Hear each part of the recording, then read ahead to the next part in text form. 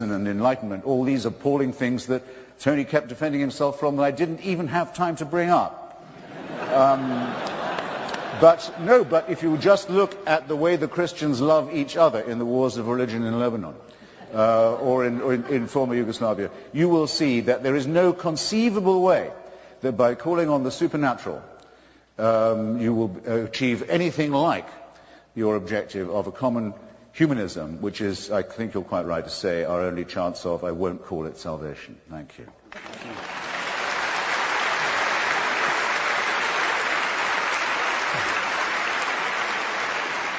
Now, Tony, what I'd like you to do, there's another question on the stage. Someone, in a sense, has the inverse question for you, and it'd be a great opportunity for you to respond to Hitchens at the same time. So let me go to Emily Padden, a Trudeau scholar at Oxford University, who has a question for you, Mr. Blair. Thank you very much. My research is in armed conflict in sub-Saharan Africa, and so the question I'd like to ask you, Mr. Blair, if I may, is how do you argue that religion is a force for good in the world when the same faiths that bind peoples and groups also deepen divisions and exacerbate conflict? Great question. To which my answer is that they can do, and there are very many examples of that. But there are also examples, let me give you one from the Northern Ireland peace process, where in the end actually people from Protestant and Catholic churches got together, and actually the religious leaders of those two churches tried to bring about a situation where people reached out across the faith divide. And so what I would say to you is that this exclusivism is not, this type of excluding other people because they're different. Let's just nail the myth that this is solely the prerogative of religion. I'm afraid this happens in many, many different walks of life. It's not what true religion is about. True religion is not about excluding somebody because they're different. True religion is actually about embracing someone who is different. That is why, in every major religion, this concept of love of neighbor, and Christopher's absolutely right, Confucius did indeed say exactly something similar to Rabbi Hillel. Of course, Jesus said, love your neighbor as yourself.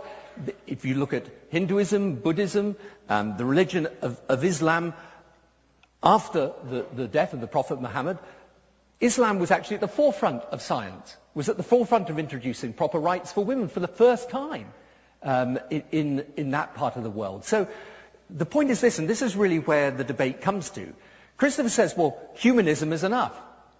And what I say to that is, but for some people of faith, it isn't enough.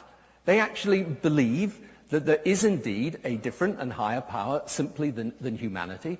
And that is not about them thinking of heaven and hell in some sort of old-fashioned sense of trying to terrorize people into submission to religion. They actually think of it as about how you fulfill your purpose as a human being in the service of others. And so, when we say, well, that could be done by humanism, yes, it could. But the fact is, for many people, it's driven by faith. And so, yes, it's true, you can find examples of where religion has deepened the divide in countries in sub-Saharan Africa. You can also find examples of where religion has tried to overcome those divides by preaching what is the true message of religion, which is one of human compassion and love. Hitchens, let's have you come back on that, because not just Northern Ireland, but Iraq, a war that you supported, religion played an important role, arguably, in the success of putting together post-invasion Iraq. I only think we should do this because the two questions were in effect the same, and both very well phrased. And because I'd never like to miss out a chance to congratulate someone on being humorous, if only unintentionally. It's very touching for Tony to say that he recently went to a meeting that bridged a religious divide in Northern Ireland. Well, where does the religious divide come from?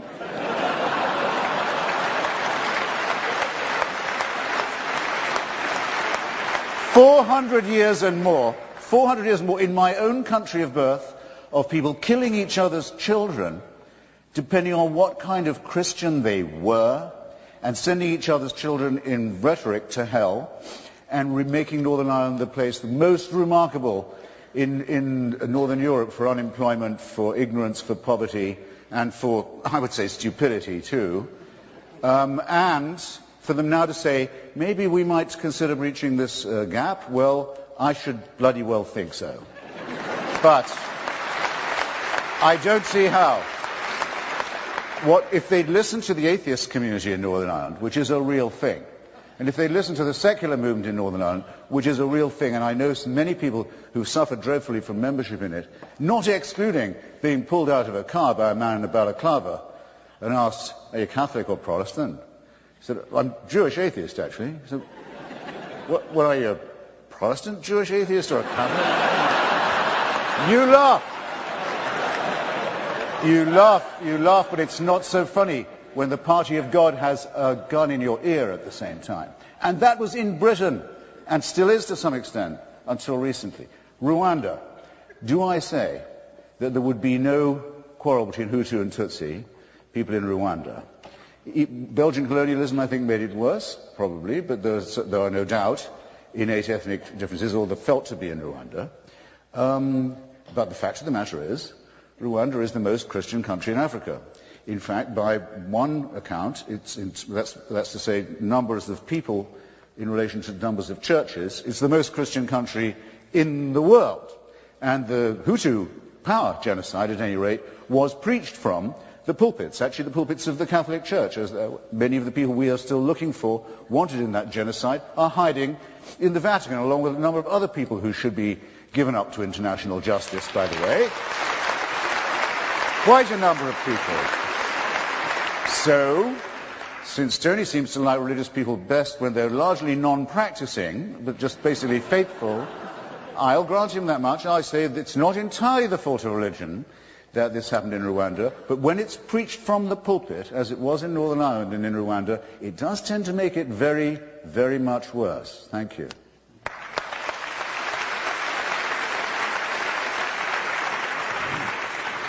Tony, just briefly come back on that, because you were intimately involved in the search for peace in Northern Ireland, and I assume you had a very different perspective of the role that faith played in the resolution of that conflict. Yeah, and I work do work in Rwanda. Look, first of all, I think it really would be bizarre to say that the conflict in Rwanda was the result of the Catholic Church.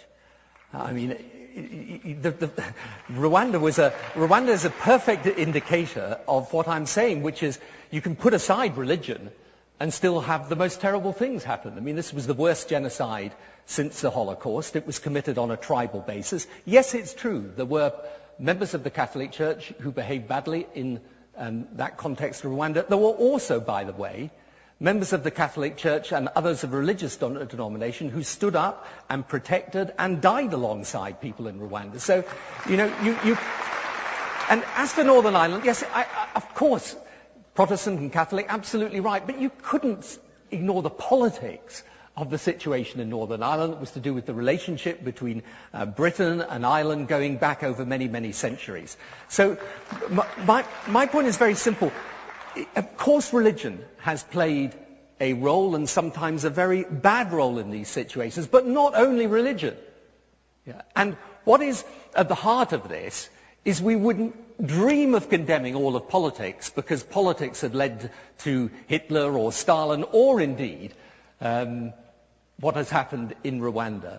So let us not condemn the whole of religion, or say that religion, when you look at it as a whole, is a force for bad, because there are examples of where religion has had that impact. And so I think actually Rwanda and Northern Ireland are classic examples of even the Middle East peace process.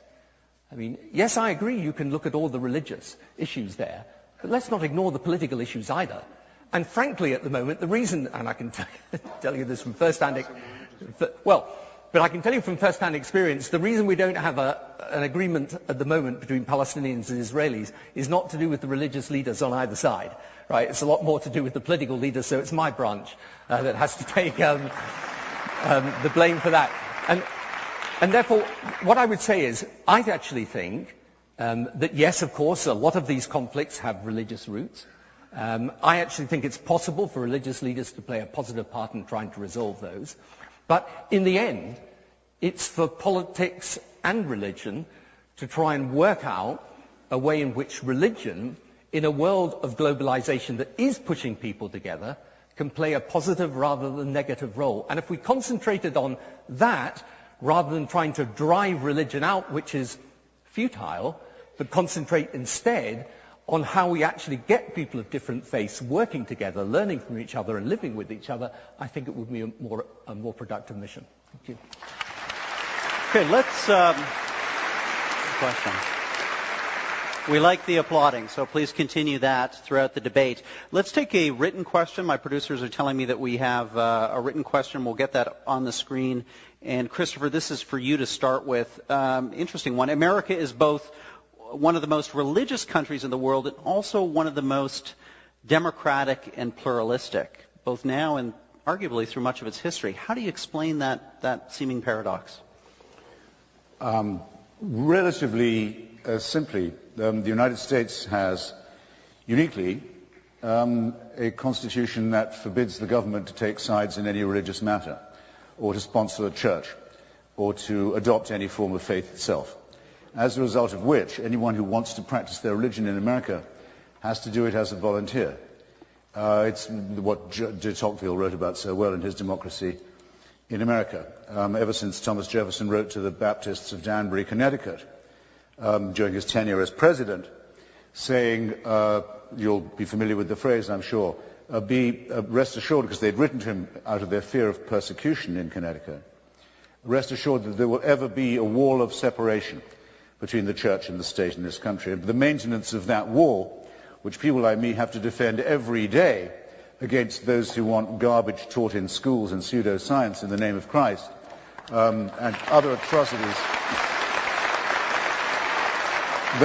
The maintenance of that wall is the guarantee of the democracy. By the way, for a bonus, can anyone tell me who the Baptists of Danbury, Connecticut thought was persecuting them? The Congregationalists of Danbury, Connecticut. Well done. Also, that argues, by the way, for the existence of a very small but real fan base of mine somewhere in this hall. Yes, now, it doesn't seem to matter very much now, but it mattered then. Give those Congregationalists enough power, as they did have in Connecticut. And just you see how unfurry they look compared to how docile they behave. Now we've disciplined them. Thank you.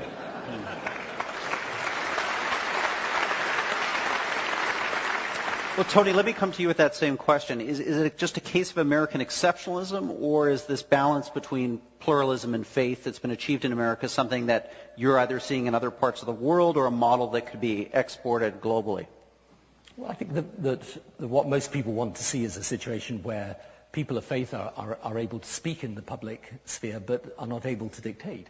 And that is a reasonable balance, and I think that most people would accept. But I think, again, what I would say about examples of where you get religious people that are fanatical in the views that they want to press on others, fanaticism is not, as I say, it's not a wholly owned subsidiary of religion, I'm afraid. It can happen outside of religion too.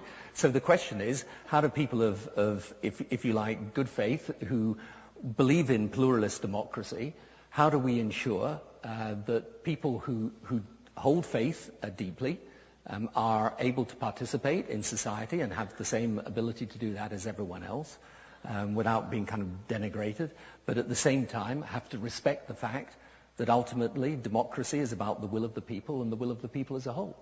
So I think that most people can get that balance right, and we are very lucky actually in our countries, because we are in a situation where people of different faiths are free to practice their faith as they like, and that is, in my view, an absolutely fundamental